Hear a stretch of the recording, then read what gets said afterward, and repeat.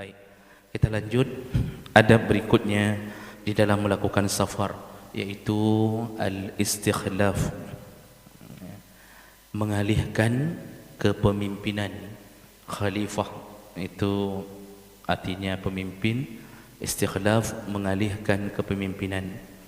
Fayanbaghi lil mar'i ay yastakhlifa ala ahli baitihi may yaqumu ala umurihim wa qada' hawaijihim. Hendaknya seseorang ketika pergi safar menunjuk pimpinan di rumah yang akan mengurusi urusan di rumah dan melaksanakan semua hajat-hajat selama ditinggalkan. Dan itu boleh mimma yusiqu bidinihi wa aqlihi minal aqarib. Dan itu yang dipilih adalah orang yang paling bijak, paling paham agamanya, paling bijak akalnya, paling dewasa, paling bagus ilmu agamanya, paling dewasa. Minal aqarib, boleh dari siapapun yang menjadi anggota keluarga atau orang-orang terdekat. Nah, jadi Bapak Ibu maka Allah, ini tergantung keadaan.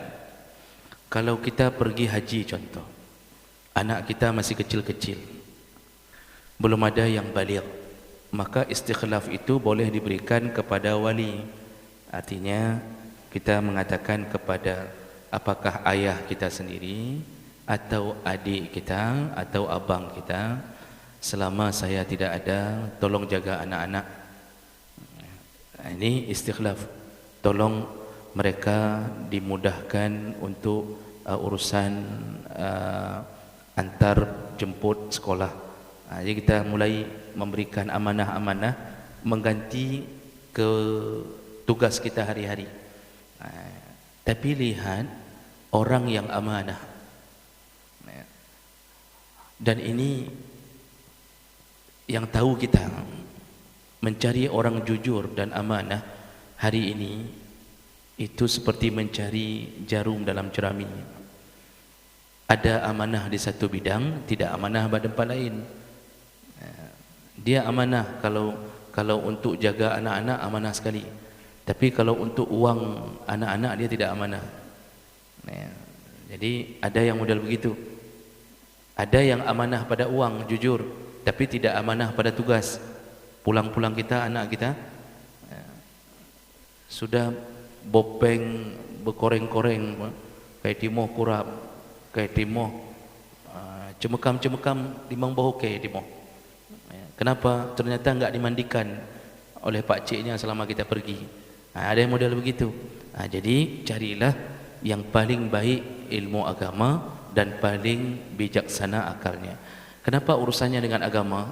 Karena orang yang agamanya bagus, biasanya dia akan melakukan apapun sesuai dengan perintah Allah. Jadi yang membuat kita ini baik agama, bukan ilmu kita. Ilmu orang banyak yang berilmu, tapi ketika dia tidak mengenal agama, belum tentu orang berilmu itu baik. Buktinya banyak di atas yang sudah jadi orang-orang hebat, tapi kerjanya korupsi. Padahal kita lihat gelarnya macam-macam. Masya Allah kalau pintar, lulusan ini, lulusan itu, tapi agama tidak ada, maka ujung-ujungnya korupsi, ujung-ujungnya selingkuh, berzina. Padahal orang kok carang-carang.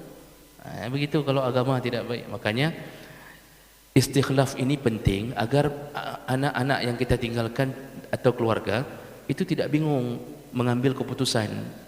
Oh, ada anak yang paling tua, enggak usah kita alihkan kepada saudara.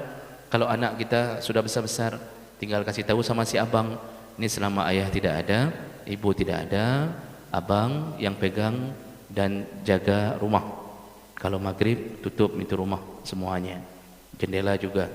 Kemudian makan malam beli aja, enggak usah masak. Kayak gitu kita bilang. Lalu kalau pagi jangan lupa salat subuh, bangunin adik-adik semuanya. Ini istikhlaf. Kita berikan tugas-tugas. Bangunin adik-adik semuanya. Adakah bangunkan adik-adik kah, kak kah?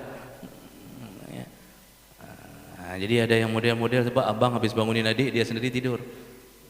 Itu istikhlaf. Sehingga adik-adik ketika ingin mengambil keputusan, tahu kepada siapa keputusan akhir. Ini kadang-kadang kita pergi saja begitu. Sehingga dalam keluarga agak bingung. Akhirnya mempaki-paki. merasa semua jadi komandan. Makanya dalam setiap kelompok perlu ada pimpinan. Dan itu memang sudah sunnatullah. Sampai-sampai ketika Rasulullah meninggal, itu kosong, kepemimpinan kosong. Sehingga Abu Bakar, Umar, Utsman itu berembuk untuk segera mengisi kekosongan itu. Kenapa? Harus ada yang memutuskan. Harus ada yang memutuskan di mana Rasulullah akan dikuburkan. Nah, kemudian sampai terjadi perdebatan. Aisyah sampai mengusulkan begini, sahabat lain mengusulkan begini, ada yang mengusulkan kita bawa kembali ke Mekah di tempat kelahirannya, sehingga akhirnya Abu Bakar yang mengatakan, aku pernah mendengar Rasulullah mengatakan, Nabi di mana dia meninggal, disitulah ditanam. Karena Abu Bakar di saat itu sudah dijadikan pimpinan, jadi pimpinan langsung diangkat waktu itu. Karena tidak tahu siapa yang ambil keputusan akhir. Jadi di saat itu baru diambil keputusan. Maka dikuburkanlah Rasulullah di bawah ranjangnya sendiri, di tempat dia tidur selama ini. Jadi jemaah melakukan Allah, pentingnya mengalihkan kepemimpinan. Tidak ada pemimpin, kita seperti anak ayam kehilangan induk.